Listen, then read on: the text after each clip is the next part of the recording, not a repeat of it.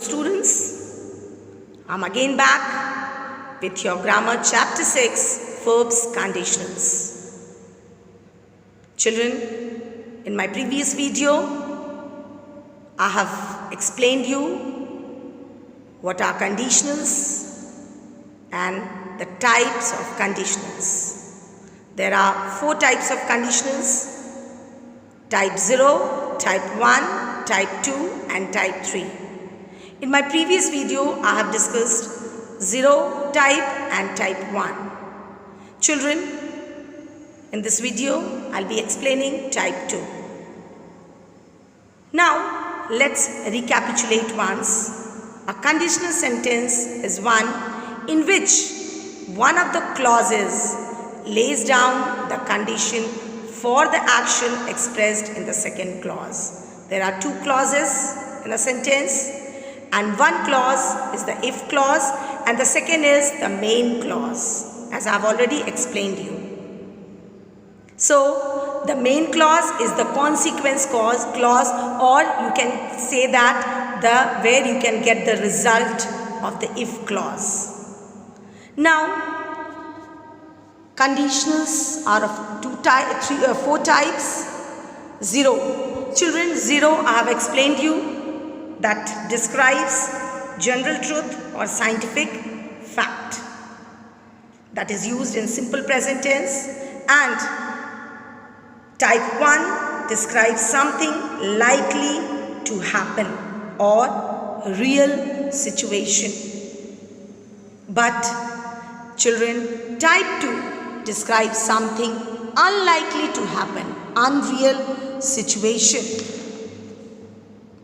Here, children, unreal situation means that does not exist in the present, or you can call it present and future, that has low probability, that has very low probability, unreal situation, which does not exist in the present.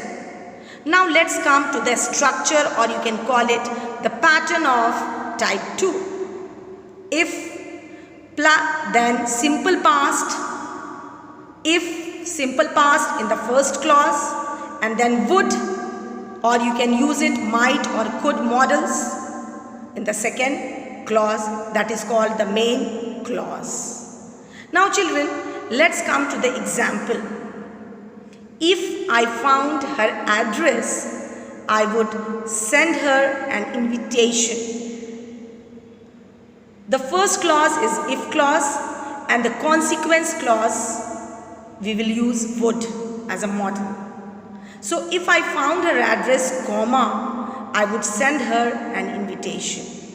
Now children, when we start a sentence with if clause, the clause starts with if clause. After one clause, after the end of the clause, we are going to give a comma. Always remember. But if we start with the main clause, that is second example, let's come to the second example. I would send her an invitation if I found her address. Here we are not going to give any comma. That you would have to remember. If we start our sentence with if clause, after the completion of that clause, we are going to give a comma, as I have given comma after address. But if you are going to start with the main clause, that is principal clause, I would send her an invitation, we are not going to give a comma. So, if you are going to place it, see the placement.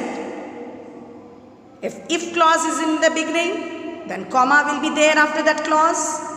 And then if the main clause starts, the sentence starts with the main clause, then we are not going to give a comma. So here the concept is, if I found her address, I would send her an invitation. That means I have not found her address.